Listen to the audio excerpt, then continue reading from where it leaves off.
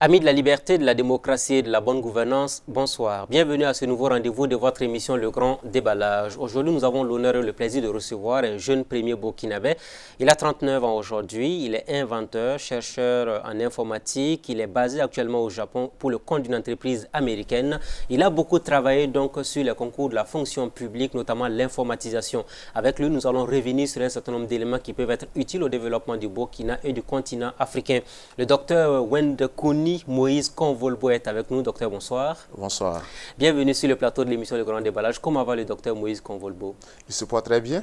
Je suis actuellement au Burkina Faso dans le cadre de mes congés et pour profiter également voir un certain nombre d'aspects au niveau de la transformation digitale en accompagnement avec le ministère de la fonction publique. Est-ce que chaque fois quand vous revenez dans votre pays, vous sentez un dépaysement? Un dépaysement, j'allais dire non. Mais je vois quand même quelques outils de progrès notables. Et voilà, je fais toujours des parallèles avec là où je vis pour savoir quel est l'état d'avancement du pays, surtout dans le domaine de la technologie. Et quand on parle de développement, avant de rentrer dans le vif du sujet parlant de technologie, je voudrais qu'on fasse une escale sur un débat très important, le comportement, le niveau de vie ou encore l'attitude même du japonais. Pour beaucoup d'observateurs, c'est ce qui a plaidé en faveur du développement du pays. Est-ce que c'est le constat que vous faites? Oui, il faut se dire que tout le monde vraiment s'accorde sur cela. Le Japon est un pays de la discipline par excellence et ça commence au niveau du bas âge. Et dès le bas âge, vous allez voir qu'on inculque certaines valeurs. Des valeurs que j'allais dire nous avons au Burkina Faso, même si nous tendons un peu à les perdre, voilà, nous les avons. L'intégrité, voilà, les valeurs de travail, ainsi de suite. Bon, quand je regarde un peu ailleurs, le Burkinabé, s'il se retrouve ailleurs, il est vu comme un grand travailleur. Il est discipliné. Le comportement qu'il a au pays, voilà, il le change totalement quand il traverse la frontière. Exactement. Donc, ça fait quand même un pincement au cœur de voir que si voilà, on regarde même de là où nous sommes, voilà, les choses ne vont pas dans ce sens. Il y a du travail à faire. Il faut repartir au niveau de la base pour vraiment... sinon, le modèle japonais, c'est exactement ça, la discipline d'abord. Et voilà, depuis l'école primaire, vous l'avez dit, concrètement? Oui, concrètement, vous prenez par exemple dans une école primaire, les élèves, quand ils arrivent le matin, ils vont enlever leurs chaussures de la porte, ils vont nettoyer leur maison, leur salle de classe, avant de s'asseoir suivre le cours. À la fin, chacun doit ranger ses effets, ainsi de suite, avant de rentrer. Mais ça doit se faire à la maison aussi. Les parents doivent accompagner les enfants aussi. Un enfant, par exemple, qui finit de jouer et qui ne range pas ses effets, vous allez trouver que quand il va grandir avec ses comportements qui, voilà, n'honorent pas la famille, ainsi de suite. Donc, je pense que c'est un travail à l'école, mais aussi les parents doivent accompagner les enfants. Et au-delà de l'école primaire aussi, le Japon a travaillé à faire en sorte qu'on puisse avoir cette même vision, la partager depuis la base jusqu'au sommet, en fait, à la limite pour les questions de développement. Exactement. Le sens élevé de la responsabilité. Voilà. Une fois que vous avez le sens élevé de la responsabilité, voilà, vous vous imposez en tout cas une manière de vivre, voilà, qui en tout cas attire l'admiration. Et par exemple, si vous prenez au niveau des grandes entreprises, quand il y a un problème, c'est le patron lui-même qui va venir s'abaisser pendant un bout de temps pour demander pardon à tout le monde. Moi, j'ai vécu ce cas dans mon entreprise, dans mon département. Ce n'était pas mon subordonné, mais c'était le subordonné d'un autre manager. Voilà, il a eu des problèmes et on a trouvé qu'il a terni un peu l'image de l'entreprise. Et c'est le patron lui-même qui a demandé pardon à tout le monde. Voilà, le président du département, en disant donc que... on leur apprend en fait depuis le bas âge l'esprit de l'humilité en fait, à la limite, quelle que soit la fortune, quel que soit l'empire que vous possédez éventuellement. Exactement. Et moi, pour vous dire une petite anecdote, j'étais un peu gêné de voir mon patron qui vient, qui s'abaisse devant moi. Et donc, bon, en tant que Burkinabé, je me dis, c'est moi, je dois avoir du respect pour mon patron. Mais il m'a dit, non, non, non. Et le respect, en fait, c'est une voie à deux sens. Voilà. Moi, je lui permets d'atteindre ses objectifs et donc il me doit du respect pour cela. Voilà. Donc, c'est vraiment cette discipline, cette humilité-là que les Japonais ont et qui vraiment attire l'admiration de tout le monde.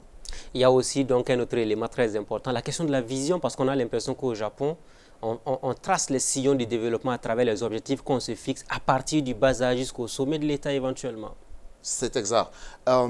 Au Japon, là où vraiment il faut respecter le japonais, c'est que une fois que la vision est impulsée, tout le monde travaille dans le même sens.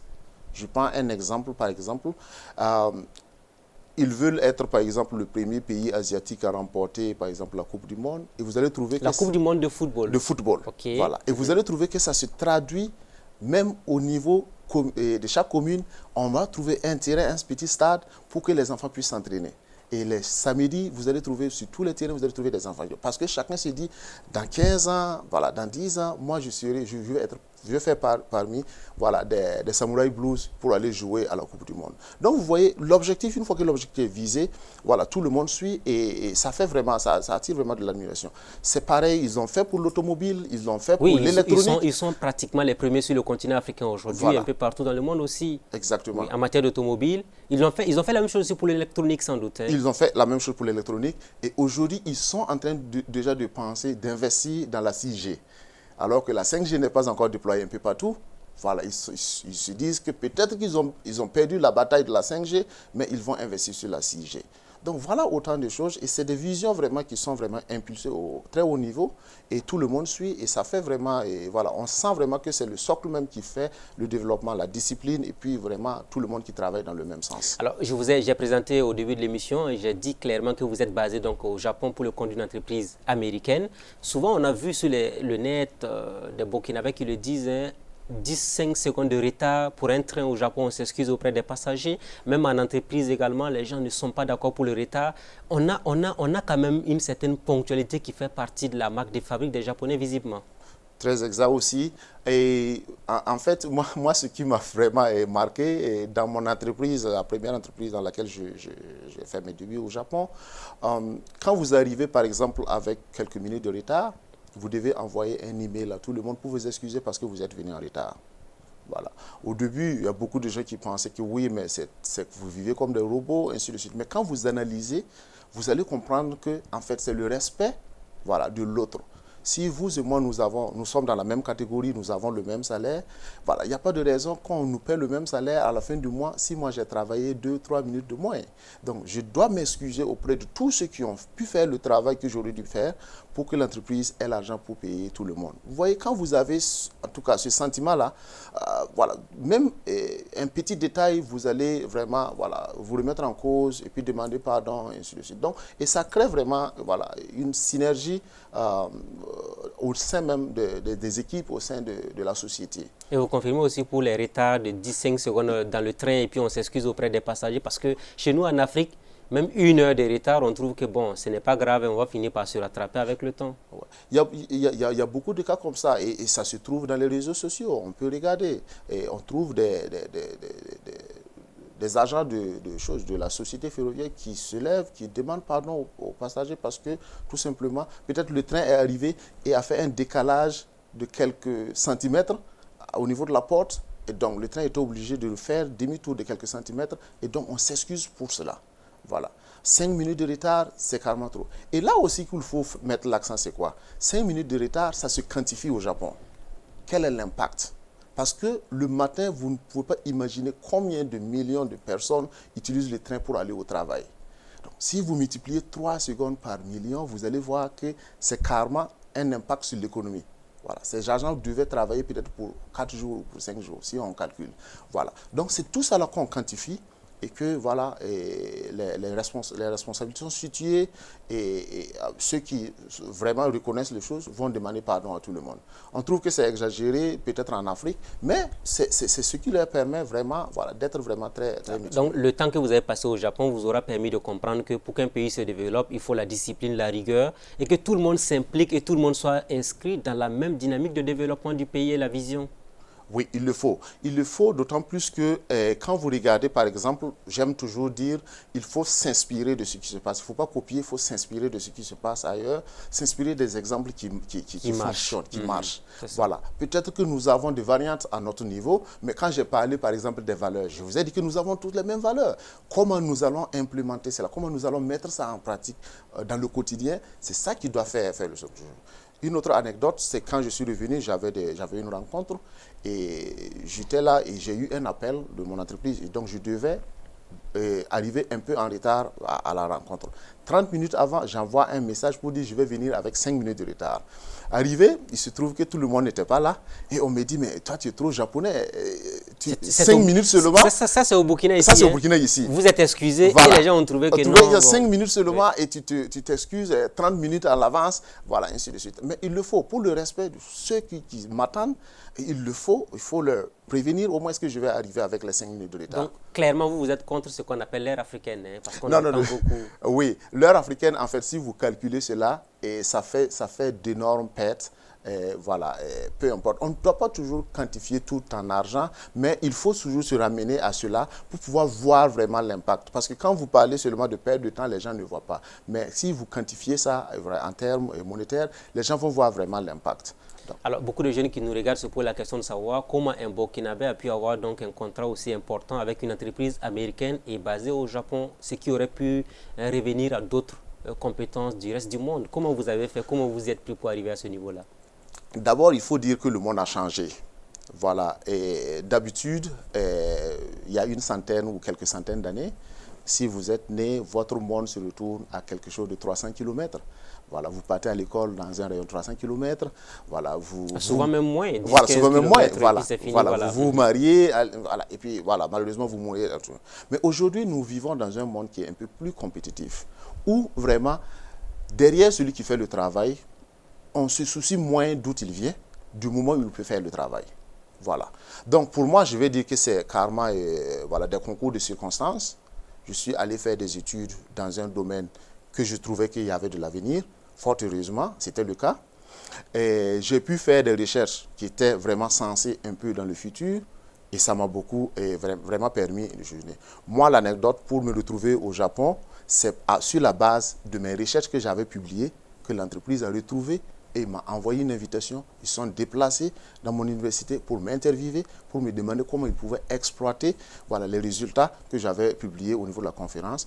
Et moi, j'ai trouvé que c'était une bonne opportunité pour moi aussi de mettre en pratique ce que j'avais fait comme recherche. Donc, c'est dans ce sens-là que je me suis retrouvé au Japon, et bien avant même la fin de ma thèse. Et ce qui est une vraie avancée hein, pour un jeune Burkinabé qui, au début, ne s'attendait pas à autant de perspectives et d'opportunités, sans doute. Effectivement, et en me retrouvant au Japon, j'avais des inquiétudes dès le départ. Je me demandais, parce que tout simplement... Est-ce qu'il n'y avait pas la barrière de la langue déjà? Il y avait la barrière de la langue. Vous parlez le chinois, je parle le chinois, japonais, ouais. le français et l'anglais. Oui, mais en fait, comme j'étais un peu plus côté chinois, donc je me disais que les choses... Mais tout le monde se dit, le Japon et la Chine parlent la même langue. Non, non, pas exactement. Justement parce qu'on se dit, voilà, ils ont pratiquement les mêmes morphologies éventuellement. Oui, oui. Le chinois est un peu, surtout les caractères au Japon, ils ont 4 différents types de caractères, en tout cas les plus reconnus, dont le chinois, les caractères chinois. Ce qui fait la difficulté, c'est que comme je parle déjà plus ou moins bien en chinois, si je mélange avec les caractères chinois qui se trouvent dans le japonais, voilà, je ne me retrouve pas. Quelqu'un disait, si tu parles plusieurs langues, en fin de compte, tu ne parles aucune vraiment correctement. Voilà. Parce que tout simplement, c'est les mêmes caractères, mais la prononciation est différente.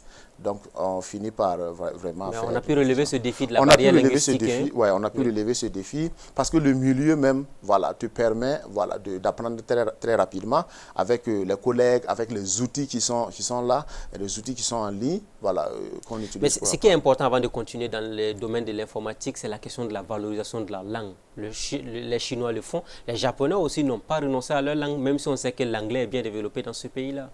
Oui, effectivement.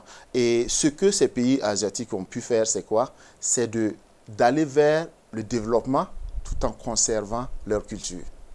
Voilà. Vous allez trouver des endroits, par exemple, au Japon, et c'est vraiment la haute technologie, comme on dit.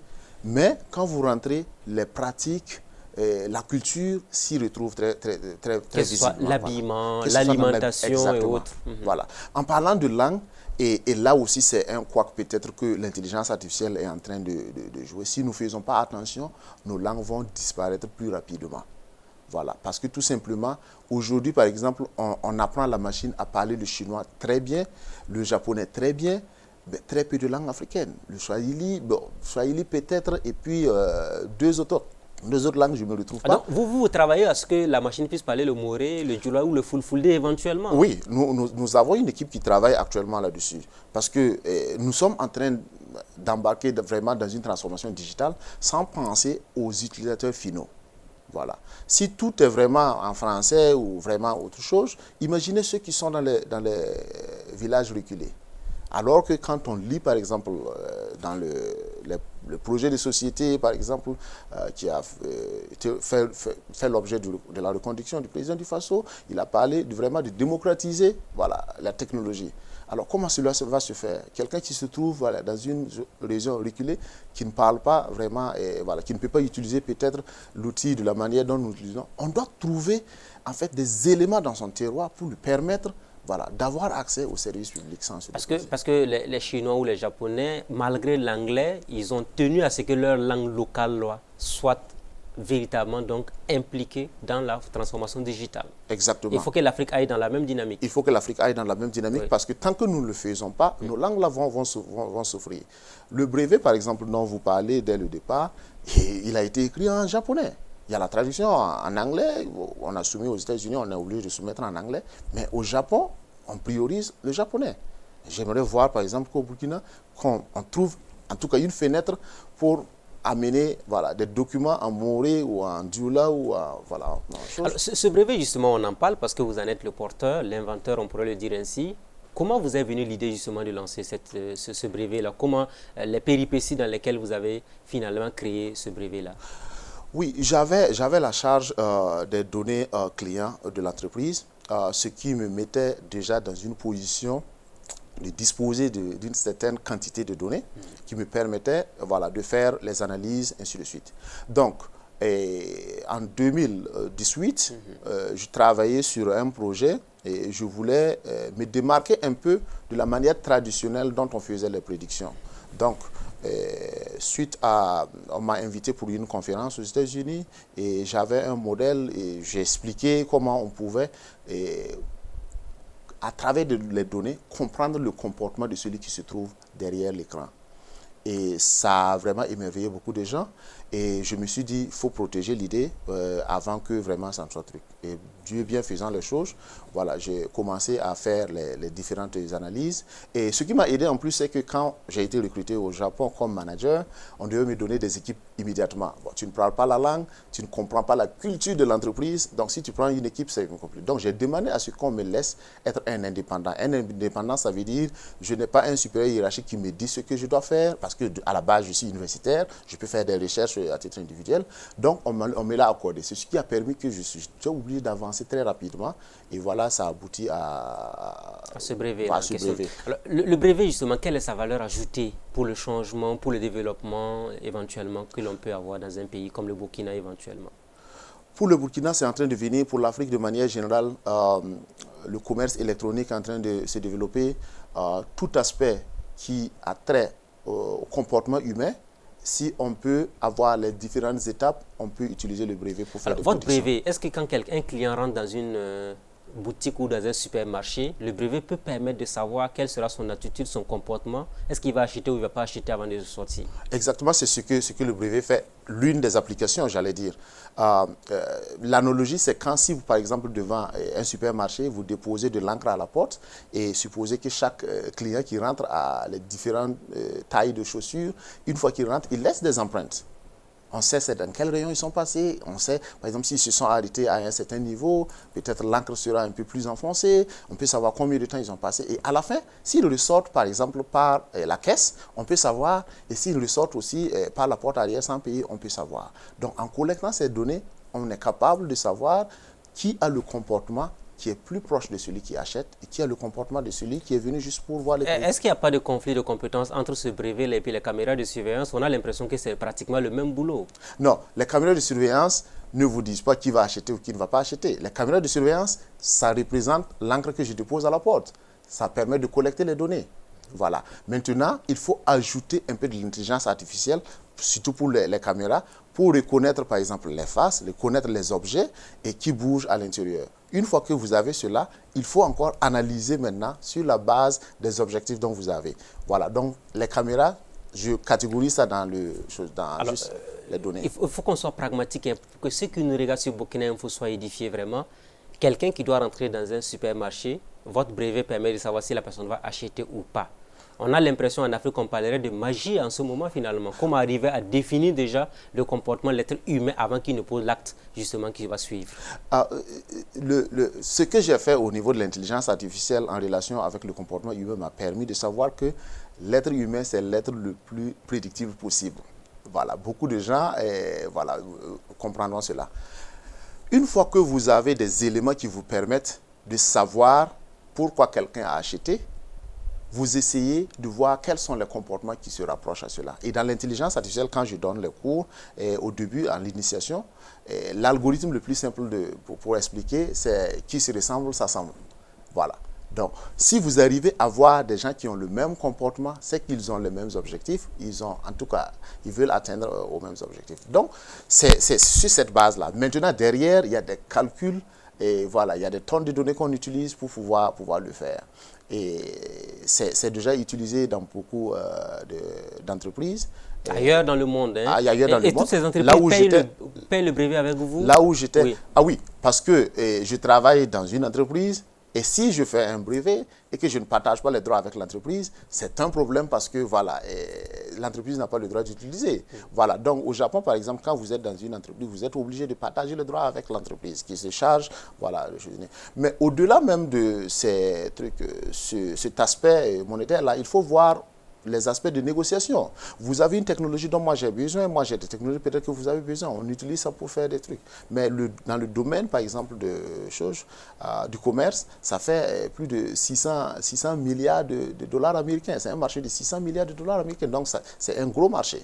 Voilà, donc, pour ce brevet-là en question? Pas pour ce brevet, dans le domaine même. Dans le domaine de façon générale. Alors, de façon générale. Pour votre brevet, est-ce que vous comptez l'améliorer progressivement? Parce que vous êtes déjà en japonais, on ne l'a pas en anglais, en français, ni en moré ou en djoula ou en fulfulde. On l'a déjà en anglais. Je vois qu'au niveau des États-Unis, c'est toujours en investigation. Ça a déjà été publié depuis avril, mais c'est toujours en investigation. Donc c'est un processus, hein. Souvent ça peut prendre du temps. C'est un processus, oui. Ça prend du temps. Parce que si je soumets pour un brevet aujourd'hui, et il arrive que vous avez soumis hier, même si le processus est en cours, à un certain moment, ils vont découvrir que vous avez déposé quelques heures avant moi, et ce n'est plus nouveau. C'est vous êtes le créateur. Donc c'est pour cela qu'ils ont besoin de beaucoup de temps pour... Ça peut prendre 1 année, 2 ans avant vraiment qu'on ne publie. Mais ils sont honnêtes, hein, chez eux, il n'y a pas de d'usurpation de projets, entre autres. Non. Comme on le voit souvent en Afrique. Hein, quelqu'un crée sur quelque chose et après, systématiquement, vous allez le soumettre pour appréciation. Le lendemain, vous voyez qu'on a changé juste le nom et quelqu'un d'autre l'implémente à votre place. Non, je pense que c'est des institutions qui se respectent beaucoup, qui sont là depuis des années et on a entièrement confiance en soumettant son travail. Voilà, donc, après le Japon, c'est le marché américain que le brevet vise aujourd'hui. On a soumis dans les 2 endroits parce qu'il y a une convention entre les États-Unis et puis le Japon. On sait comment ils ont une relation assez étroite quand même. Voilà, exactement. Mais un brevet en tant que tel couvre une juridiction. Et donc, si par exemple en Afrique ici, le brevet ne couvre pas l'Afrique et quelqu'un l'exploite, il n'y a pas de problème. Mais du moment où ça couvre, par exemple, le Burkina Faso, voilà, on ne doit pas l'exploiter. Et pour éviter des problèmes, d'habitude, on contacte par exemple l'inventeur et on demande les droits pour pouvoir l'exploiter. Donc, c'est dans cette logique-là, en tout cas, que beaucoup d'entreprises mettent l'accent sur les brevets pour pouvoir les utiliser soit en revendant les droits ou bien en utilisant ça comme moyen de négociation. Alors, les Burkinabés qui nous regardent vont se poser la question de savoir, mais on a un jeune Burkinabé qui est brillant, qui a donc créé un brevet dont on ne bénéficie pas pour le moment. Comment faire en sorte que le marché burkinabé puisse avoir les retombées de ce brevet-là, justement? Est-ce que vous y pensez? J'y pense vraiment et il faut qu'on mette en place des stratégies qui permettent aux jeunes Burkinabés de revenir créer les brevets ici. C'est possible. Voilà. Il faut qu'on rapatrier nos compétences. Oui. Le retour de compétences. Je vis dans des pays où, par exemple, à un certain moment, ils ont envoyé des milliers d'étudiants à l'extérieur avec une condition, une préparation pour les ramener. Voilà. Il n'y a pas de raison que les autres puissent le faire et nous, on pense que c'est chose. Généralement, le problème aussi avec la diaspora, c'est que nous aussi, nous n'avons pas cette approche voilà, de retour. Quand j'étais étudiant, je me rappelle, c'était nous qui, en tout cas, étaient un peu poignants avec l'autorité en disant, voici, il faut faire ceci pour autre chose. Je me suis rangé de l'autre côté. Il faut être du côté de la solution. Voilà. Moi, je me remets en cause. Qu'est-ce que moi j'apporte d'abord avant de faire des critiques? Ça, c'est le retour de la diaspora. Je veux qu'on fasse une escale sur votre brevet. Oui. Vous avez dit tout à l'heure, ça permet d'évoluer dans le domaine du e-commerce, dans le domaine des affaires. Mais comment faire en sorte que ce brevet puisse profiter à Guama et à Paul ou à Pierre, qui est dans les tréfonds du Burkina, ou même à Ouagabobo, Ouagadougou ou Koudougou? Au moins, là-bas, on a un niveau quand même assez élevé où les gens parlent le français. Oui. Par exemple, en fait, vous voyez, un brevet, c'est une invention qui permet de faire quelque chose. Et il faut vraiment donner des exemples concrets. L'exemple de e-commerce était plus facile à expliquer. J'ai fait des analogies comme ça. Vous regardez la cybercriminalité. Et vous regardez par exemple les différentes fraudes électroniques, par exemple. Ça, par exemple, ça a déjà été utilisé pour les différentes fraudes. Puisque quelqu'un qui prend par exemple une carte frauduleusement pour voilà, avoir des opérations, son comportement est différent de ce cas de quelqu'un qui utilise sa propre carte. Ça veut dire que les banques burkinabées peuvent bénéficier de votre création? Les banques peuvent l'utiliser, oui, non seulement pour cela, mais aussi pour savoir à qui donner par exemple un crédit qui est solvable. Moi, je peux être solvable pour 1 million de francs CFA, mais si vous me donnez 5 millions, je ne suis pas solvable. Alors faisons une escale à ce niveau-là, oui, mais ça veut dire quoi? Si quelqu'un part pour prendre un crédit, si une banque a votre brevet, ça permet de savoir est-ce que la personne mérite ou pas d'avoir le crédit. Exactement. Est-ce que ce n'est pas une appréciation aléatoire? Ce n'est pas une appréciation aléatoire, je vous explique. Parce que même à ce niveau aussi, il y a des trucs. Par exemple, aux États-Unis, on ne peut pas donner ou refuser l'octroi d'un prêt à cause de là où tu viens, ta localité. Sinon, les gens qui sont en banlieue, par exemple, ne vont pas avoir la chose. Donc, on écarte toutes ces données. On écarte les données à caractère personnel. Vous êtes un numéro, et votre comportement vis-à-vis à vos achats et consorts, voilà, on attache à un numéro. Et on sait comment vous, par exemple, vous comportez. Et il suffit qu'on ait les données de ceux qui se comportent de la même manière et on saura que ces personnes-là auront le même comportement. Donc, au niveau du comportement humain, c'est vraiment ça. Il faut avoir les différents points pour faire maintenant une jonction et pour pouvoir permettre de le faire. Parce qu'on voit souvent que dans les banques burkinabées, souvent certains rentrent comme s'ils venaient pour des opérations, alors qu'ils viennent pour épier ceux qui sortent avec de grosses sommes d'argent. Après, ils sont poursuivis. On a vu des cas dans ce pays-là. Donc, ça veut dire que si on a votre brevet, ça permet d'anéantir ou de minimiser éventuellement ces mauvaises personnes ou encore leur comportement au niveau de la société, sans doute. Oui, ça dépend de l'implémentation une fois de plus, parce que ce n'est pas du tic au tac. Il faut d'abord collecter les données et il y a le modèle qui explique comment faire apprendre la machine. Ça prend combien de temps justement pour connaître le comportement d'un individu? Ça va vous effrayer, mais si depuis le début de cette émission, si on avait les données, on utilise l'application, à partir de maintenant, on peut déjà commencer à prédire. Voilà. Aujourd'hui, les machines sont devenues plus rapides, ça coûte moins cher, les mémoires sont vraiment de grandes mémoires. Une fois que vous avez les installations, vous pouvez commencer à apprendre. À des millions d'itérations, l'algorithme commence déjà à bien apprendre des données. Donc, en fait, c'est ça. Ce n'est pas un module qui est là, qui est super intelligent de lui-même, mais qui se nourrit des données. Si vous donnez des données de la banque et puis vous paramétrez pour la banque, ça va vous donner exactement le comportement au niveau de la banque. Si vous modifiez ça, par exemple, aujourd'hui on parle de cybercriminalité, vous avez le comportement des individus vis-à-vis par exemple, leur déplacement, ainsi de suite, et vous introduisez, vous avez suffisamment de données, cela vous permet de, en tout cas, dire quel est le comportement, ou en tout cas, les mettre dans une certaine catégorie, et ça va vous identifier. Et la fiabilité d'un tel brevet aussi rime avec la qualité de la connexion Internet dont on dispose aussi, sans doute. Oui, surtout au niveau de la collecte des données. Voilà, et il faut une certaine disponibilité, un certain débit, pour pouvoir collecter les données. Les moyens de collecte de données sont vraiment choses. Aujourd'hui, avec les objets connectés, on n'est pas obligé d'avoir de grandes machines qui collectent les données, mais c'est des petits, nos téléphones portables, nos montres, voilà, tout ça, c'est des objets qui collectent des données, voilà, qu'on peut recenser. Ce qui va vous surprendre, par exemple, plus de 80% des données, par exemple, générées et collectées au Burkina Faso, ont été faites les 2 dernières années. Vous reprenez depuis la reconstitution de la Haute-Volta jusqu'à 2019, ça ne vaut pas, voilà, ce qu'on a récolté ces 2 dernières années. Comme données. Comme données. Ah, ça, c'est grave quand même. Voilà. Ça veut dire qu'on n'avait absolument pas de traçabilité dans tout ce que nous faisions. peut-être qu'on n'avait pas les moyens ne permettaient pas de collecter des données. Aujourd'hui, tout le monde a un téléphone, 2 ou 3, qui génèrent des données. Et vous parlez de données, vous faites référence à quoi exactement pour que les citoyens puissent savoir de quoi il s'agit? Tout ce qui est donné, que ce soit messagerie, que ce soit appel, que ce soit ce qu'on écrit en email on envoie sur nos ordinateurs, que ce soit même le trafic par exemple, tout ça ce sont des données. Voilà. Ça veut dire de jour en jour, on collecte plus de données que la veille. Voilà. Donc cela permet de faire des décisions, faire des prévisions. Voilà. Et si on part maintenant sur la dynamique des caméras de surveillance, on se dit aujourd'hui, est-ce que quand on n'a pas suffisamment de caméras de surveillance, votre brevet peut avoir, est-ce que votre brevet peut avoir sa valeur ajoutée dans ce contexte-là?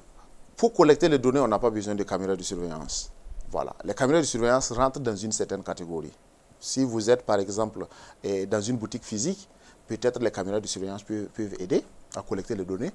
Si vous êtes sur n'importe quelle plateforme, voilà, vous laissez des traces que vous-même vous ignorez.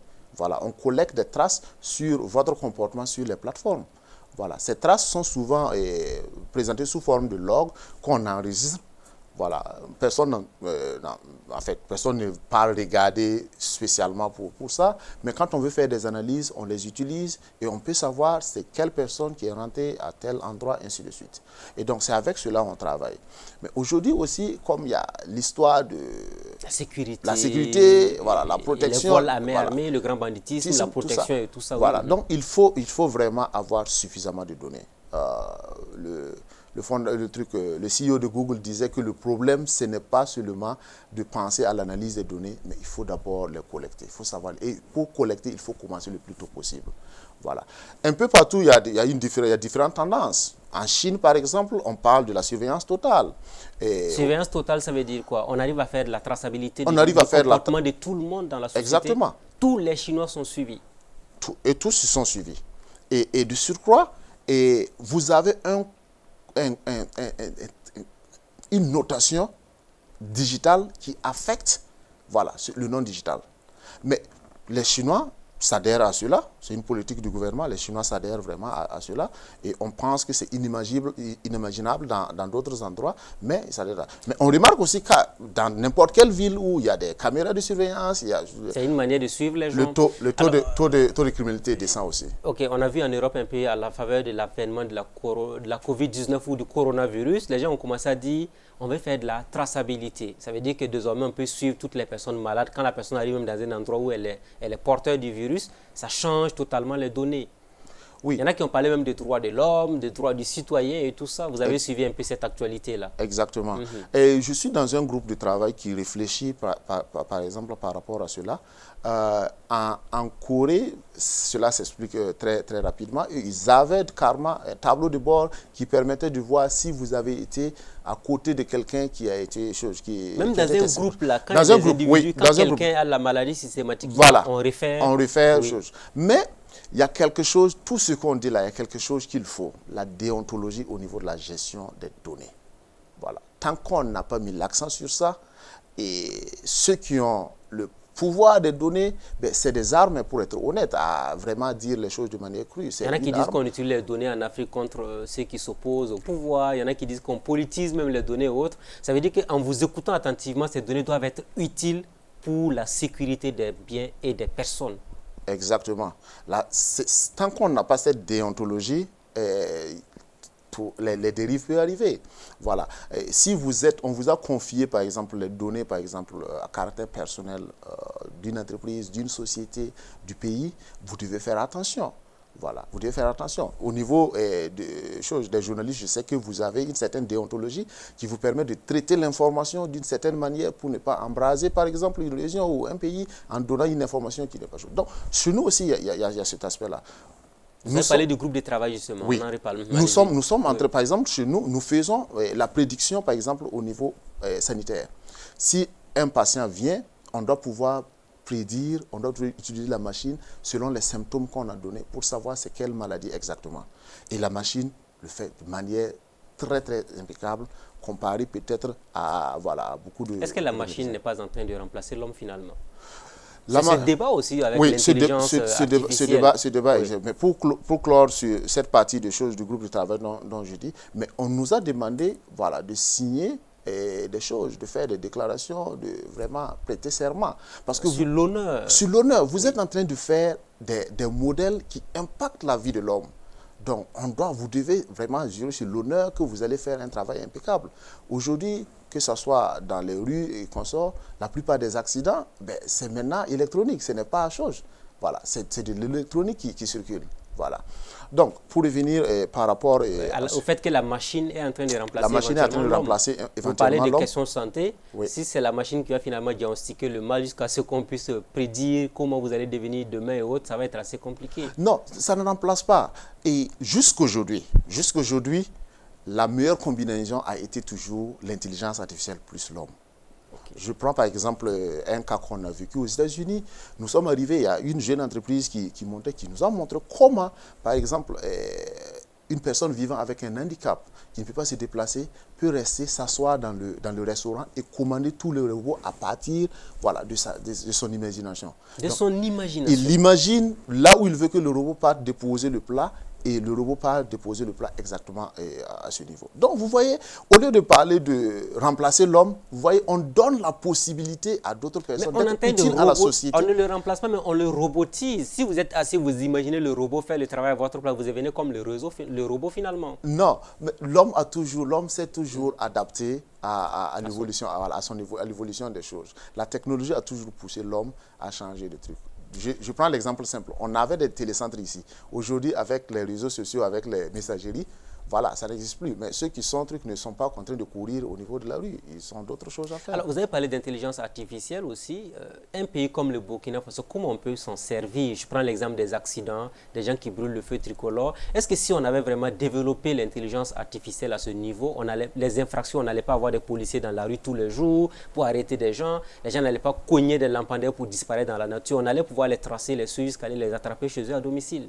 Oui, mais en fait, on peut aller au-delà même de la répression et aller au niveau de la sensibilisation dès le départ. Par exemple, si vous avez fait un cas de la police, pourquoi aujourd'hui la police continue de prendre les motos? Il faut de la logistique pour venir chercher les motos, aller déposer au niveau, voilà, il faut trouver même quand il y a accident, il faut faire venir tracer, à n'en pas finir, tout ça. Voilà. Donc tout ça c'est fastidieux. C'est des outils qu'on met entre les mains, voilà, des usagers, des différents usagers, notamment la police, pour être efficace. Mais ça ne va pas remplacer les policiers. Si, par exemple, on avait un système, la transformation digitale arrive au niveau de la police, par exemple, un policier qui arrête un jeune pour infraction n'a pas besoin de prendre sa moto. Voilà, il scanne seulement sa pièce, il connaît exactement, il va savoir, bien entendu, que la moto n'a pas été volée, il va avoir toutes les informations et il colle la contravention qui part sur son numéro de téléphone. Et après les conseils d'usage de ne plus reprendre, le monsieur, il continue sur son chemin. Et il va payer, puisque de toute façon, il aura besoin d'un autre service public. Il va payer. Donc ça veut dire que quand il ne paiera pas, si c'est bien développé, il n'aura plus droit à un service public. Par exemple, on peut lui dire, oui, vous avez des arriérés, il faut payer avant d'avoir ce service. C'est la même chose. Aujourd'hui, par exemple, si vous, je ne sais pas si c'est le cas parce que je n'ai pas changé ma pièce d'identité récemment, mais si, par exemple, à l'époque, si vous perdez votre pièce d'identité, il fallait d'abord aller faire une déclaration de perte. C'est toujours le même scénario, ça n'a pas changé, je vous rassure là-dessus. Ok, il faut faire une déclaration de perte, revenir faire la pièce d'identité. Mais si vraiment on avait un système, un écosystème qui gère l'identité du Burkinabé, à partir de là, le policier qui fait le constat dit, ok, est-ce que vous me donnez l'autorisation de faire la déclaration de perte en votre nom? Et sur place, il fait la déclaration de perte. Avec un appareil en ce moment. Oui. Et puis, c'est même les téléphones que nous utilisons. Hein. Et il fait, après vérification, bien sûr, et on lui donne sa carte immédiatement. Le casier judiciaire. Voilà. Pourquoi on doit venir déposer, revenir peut-être une semaine plus tard ou le vendredi soir pour venir récupérer. Le certificat de nationalité, entre autres, il faut faciliter tout cela. Parce que personne ne prend son casier judiciaire pour le mettre sur le mur, regardez, ça se périme en trois. Alors, vous dites tout ça, c'est bon, c'est bien beau, mais est-ce qu'on a un système d'adressage qui permet d'identifier, de reconnaître où habite tout le monde? Dans un pays où tout est un peu difficile, est-ce que c'est possible effectivement? C'est de ça que je parle, de l'écosystème. Voilà. Généralement, quand vous regardez dans les pays où les choses marchent, ils commencent déjà par ça. Le noyau, c'est l'identification unique. Voilà. Avec l'ID unique, on permet de faire les traçabilités. C'est ce qui a commencé avec l'Office national d'identification. Je pense que c'est le même, parce que beaucoup de citoyens ne le remarquent pas. Le numéro identifiant, le long numéro qui sort sur votre CNIB, c'est le même que vous retrouvez sur votre carte de permis de conduire et des cartes grises de véhicule. Et beaucoup de gens n'ont pas remarqué, mais apparemment, est-ce qu'on n'est pas en train d'aller dans la même dynamique aujourd'hui? Oui, je pense qu'on est engagé dans la même dynamique. Oui. Et récemment, le ministère de l'économie numérique et de la transformation digitale a parlé de la nécessité d'aller très rapidement dans la EID. Il faut, c'est le noyau. Avec cela, tout ce qui tourne autour, c'est juste ajouter des plateformes aux alentours, que ce soit le paiement, que ce soit vraiment chose, pour permettre maintenant de construire des services, des e-services aux alentours.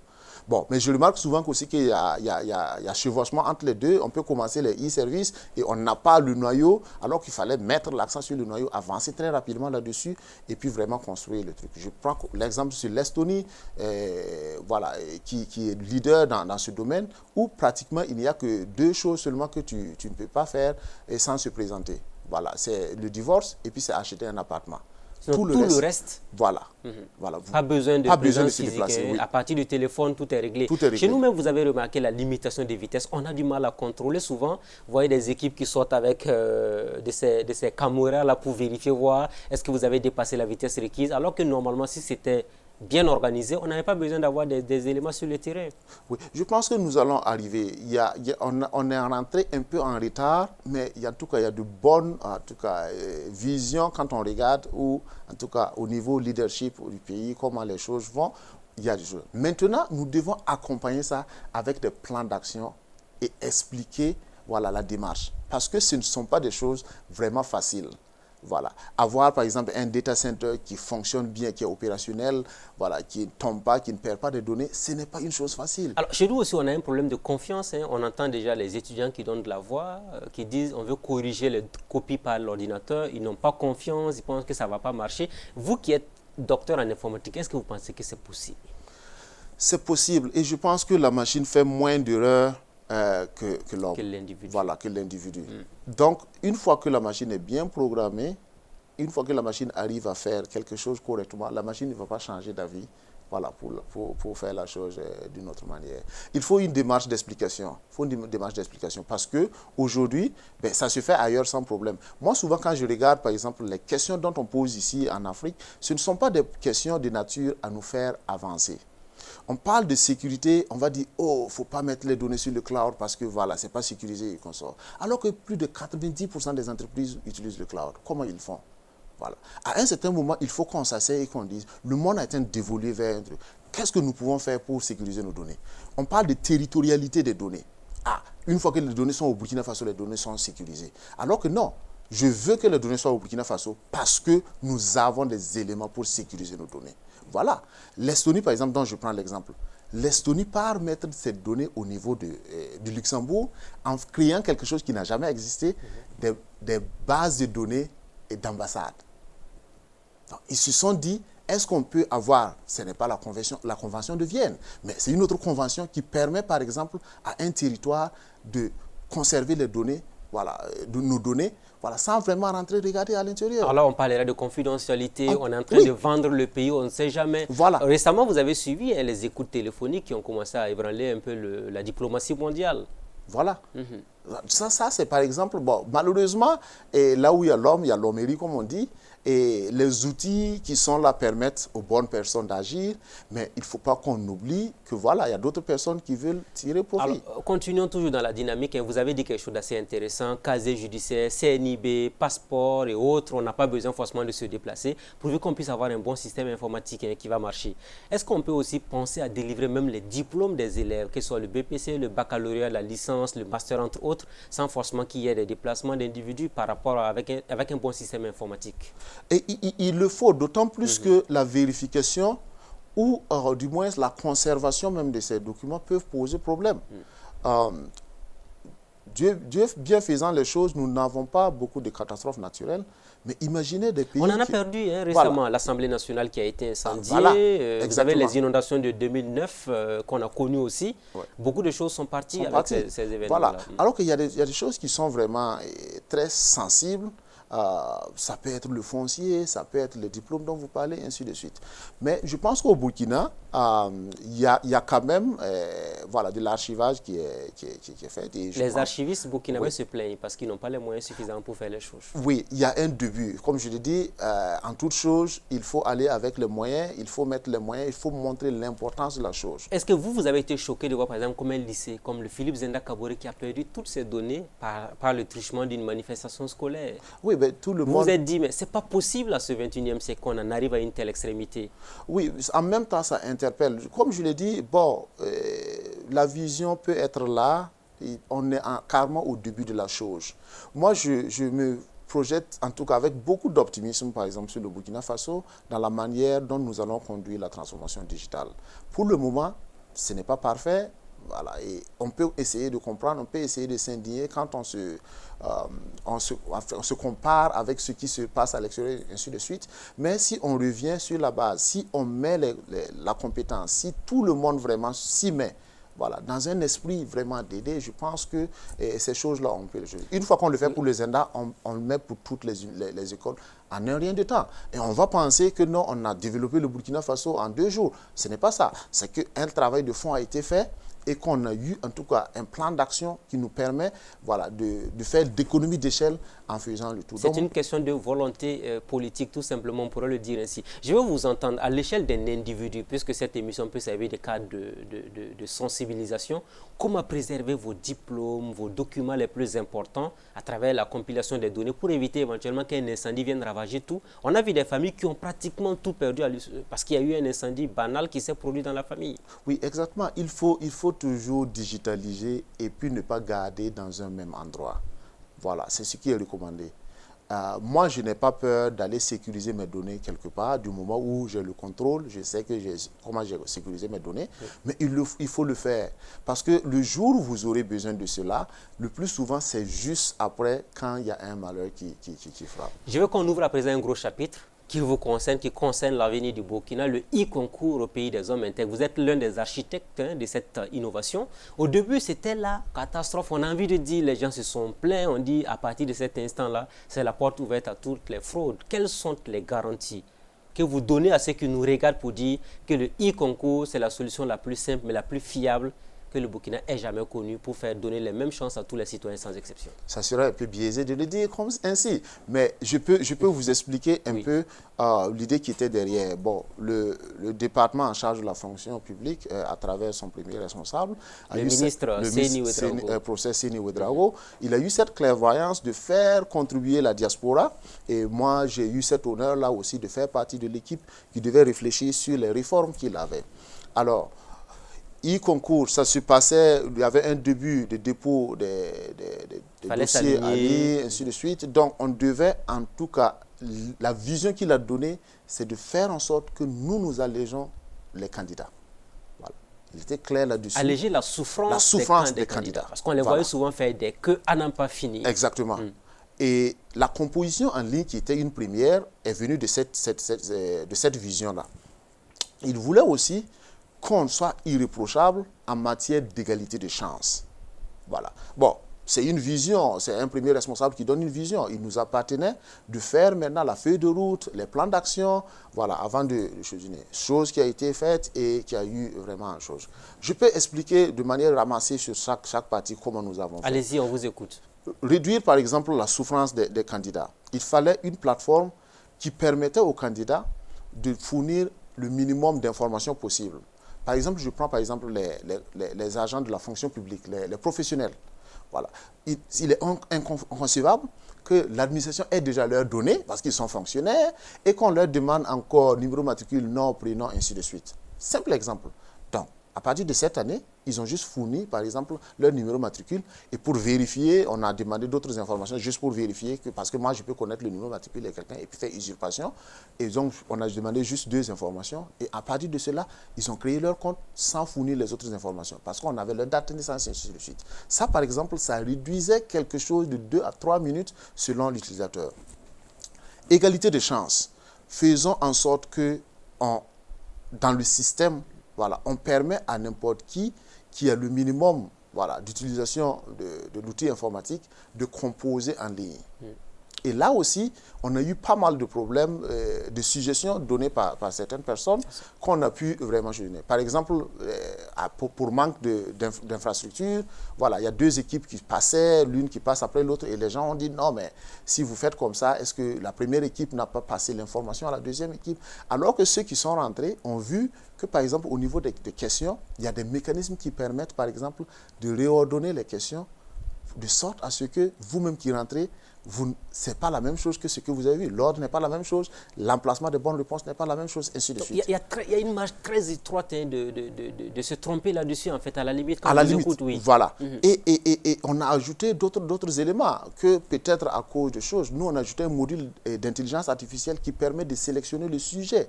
Donc, ce n'est plus, par exemple, des gens qui s'enferment dans une chambre pour sélectionner le sujet et puis pour jeûner. D'habitude, c'est ça qui fait que les gens pensent qu'il y a des fuites, ainsi de suite. Où il y a le pétrole, voilà, il y a le pétrole, comme on dit. Mais si c'est la machine qui génère le sujet à partir de la banque de données, par exemple, ben, c'est à l'instant T qu'on génère le sujet. Ça veut dire que personne n'a le sujet jusqu'à l'instant T. Voilà. Donc, il y a tous ces trucs-là. C'est des mécanismes vraiment pour assurer vraiment la sécurité et la confiance entre vraiment l'administration. On a parlé de la correction aussi à partir de la machine. Les gens ont dit, est-ce que la machine peut corriger et être aussi honnête que l'individu qui va le corriger éventuellement? Oui, c'est le QCM. Donc, ça veut dire que la machine n'a pas le choix. On va donner les réponses types à la machine.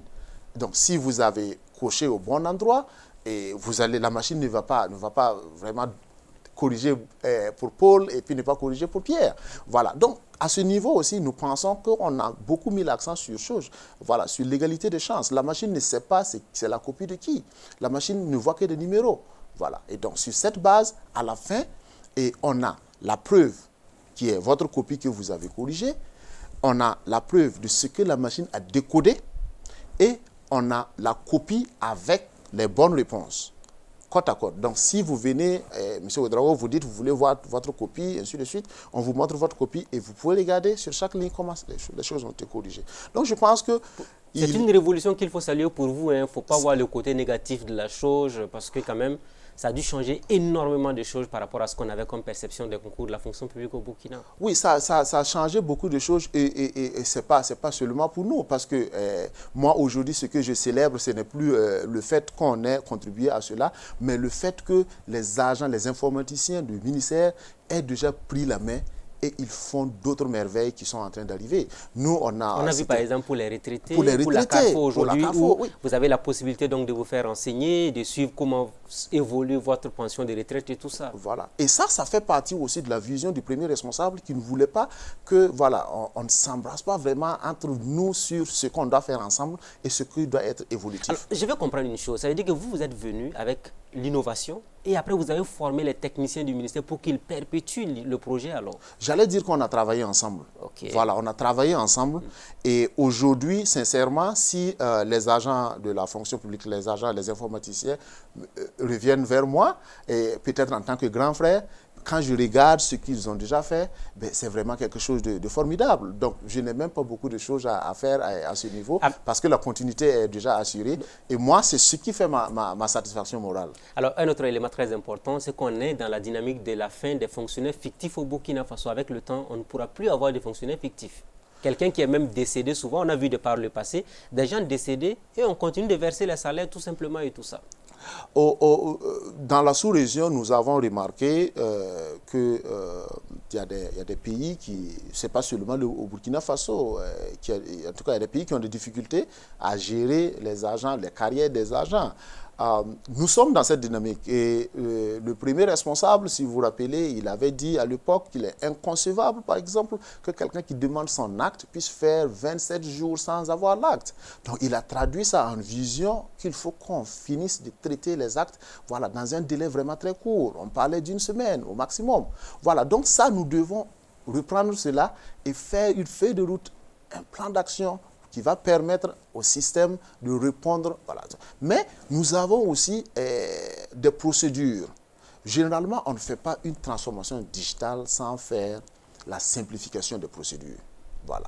Nous avons souvent des procédures qui sont longues, qui sont complexes. Oui, mais voilà, je n'allais pas dire inutilement forcément, mais voilà, qui ne sont pas indispensables. Voilà, donc il faut qu'on aille vers la signature électronique. Aujourd'hui, par exemple, si on a besoin d'une signature et que la personne n'est pas là, il faut attendre que la personne revienne. Alors que si le système permettait à la personne de signer électroniquement, c'est juste un bouton. Mais il faut faire attention, hein, quelqu'un peut faire un faux document et puis profiter de la signature électronique éventuellement. Justement, le faux document, c'est quand c'est les cachets, c'est quand les trucs. Mais quand c'est électronique, il y a un moyen de vérification. Voilà. Il y a un moyen de vérification. Si vous prenez par exemple un document, visuellement, vous ne pouvez pas savoir si c'est vrai ou c'est faux. C'est très difficile de le savoir. Par contre, s'il y a un code qui existe à l'intérieur, qui est dans le système, voilà, et que par exemple d'autres machines qui sont à côté vérifient ensemble ce système-là, vous ne pouvez pas. Vous créez un code et la machine ne va pas reconnaître le code. C'est là qu'on peut savoir que c'est chose. En tout cas, il y a encore du travail, énormément d'innovations qui restent à venir pour sortir le Burkina de l'obscurité, on pourrait le dire, ainsi qu'on puisse intégrer le reste du monde. On est pratiquement en fin d'émission, c'est allé tellement vite, on n'a pas pu aborder toutes les questions, c'est assez intéressant. Vous êtes le délégué au CSBE, Conseil supérieur de Burkinabé de l'étranger pour le compte du Japon. Dites-nous, ça va très bien là-bas? Est-ce que vous arrivez à contribuer efficacement au développement du pays en quelques 2 minutes, s'il vous plaît? Oui, je suis le délégué au Conseil supérieur de Burkinabé de l'étranger au niveau du Japon. Combien de Burkinabés déjà au Japon? Nous sommes environ une centaine. Une centaine, ouais, ok. Parce que le Japon n'est pas à la porte d'à côté non plus. Mais voilà, nous vivons en harmonie avec les autorités qui sont là-bas, notamment l'ambassade. On travaille vraiment en synergie avec l'ambassade pour la protection des Burkinabés, pour l'insertion autant professionnelle voilà, à l'université, dans les universités des Burkinabés qui y sont. Et si malheureusement il y a des Burkinabés qui sont en difficulté, voilà, il nous appartient voilà, de tenter dans un premier temps de les aider. Et si nous voyons que nous ne pouvons pas, nous faisons référence à l'autorité qui s'en charge. Qui arrive à vous aider. Voilà, qui arrive à nous aider. La même question qui revient, comment faire en sorte que la diaspora puisse davantage s'intégrer ou encore réussir son retour au pays éventuellement? Oui, ça c'est une très belle question. Je pense que jusqu'à aujourd'hui, nous voyons toujours la diaspora en termes de transfert de fonds, et ainsi de suite, qui n'est pas mal parce que nous contribuons au moins plus que l'aide au développement, c'est connu de tous. Mais il faut surtout les multiplicateurs. Les multiplicateurs, c'est les transferts de compétences. Voilà, faut que nous fassions vraiment de cela un cheval de bataille, comme on dit. Je vis en Europe dans des pays où ils ont amené la plupart des professeurs, quand vous voyez, ils ont fait leurs études aux États-Unis et ils sont revenus dans les universités. Voilà, donc il faut avoir un mécanisme pour faire revenir la diaspora. Mais aussi, nous, la diaspora, nous devons avoir cette démarche d'accompagnement. Voilà, parce qu'il ne suffit pas de rester à l'extérieur et dire que tout ne va pas bien au pays, mais qu'est-ce que nous apportons? Voilà. Et peut-être la première des démarches serait de faire revenir le docteur Moïse Convolbo au Burkina. Pourquoi pas? Depuis 3 ans, je suis très fréquent au Burkina Faso à chaque fois que vraiment je suis sollicité. J'ai l'impression que vous voulez revenir définitivement vous installer au pays. Un jour ou l'autre, je vais revenir. Voilà, un jour ou l'autre, je vais revenir. Et vous dites, en termes de conseils à ces millions d'étudiants qui nous regardent, il faut aller dans l'informatique, c'est l'avenir du monde. En tout cas, jusqu'aujourd'hui, les domaines vraiment qui sont les domaines d'avenir, c'est dans la technologie, de manière générale. Donc, il faut vraiment que nous ayons ces unités de formation dans la technologie ici, parce qu'une chose, on peut nous accuser de fuite de cerveau, mais c'est quelque chose qui va disparaître. Peut-être que nous sommes la dernière génération de ceux qui sont partis étudier à l'extérieur et rester à l'extérieur. Les entreprises recrutent dans les pays et ils veulent qu'ils restent dans leur pays. Voilà. Avec un salaire vraiment sur la base de la compétence. Donc, ça ne veut pas dire qu'on va payer quelqu'un qui est aux États-Unis avec un index des États-Unis et payer quelqu'un au Burkina avec un index du Burkina. C'est le résultat que vous apportez. Donc, c'est en train de venir. Et nous sommes vraiment la jeunesse du monde. D'ici 2035, nous allons représenter plus de 40% de la jeunesse du monde. Donc, ça veut dire que nous avons notre rôle aussi à jouer voilà, dans le développement en tout cas du monde en collectif, si je peux me permettre de le dire. Merci à vous, Dr Moïse Convolbo. C'est moi qui vous remercie. Ainsi prend fin le rendez-vous de ce jour. Amis de la liberté, de la démocratie et de la bonne gouvernance, j'espère bien que vous avez beaucoup appris avec lui, notamment sur les nouvelles technologies. L'avenir du monde, c'est la digitalisation. Vous l'aurez remarqué aussi. Très bonne suite de programme à tous et à toutes. Rendez-vous la semaine prochaine avec un nouvel invité. Bonsoir chez vous.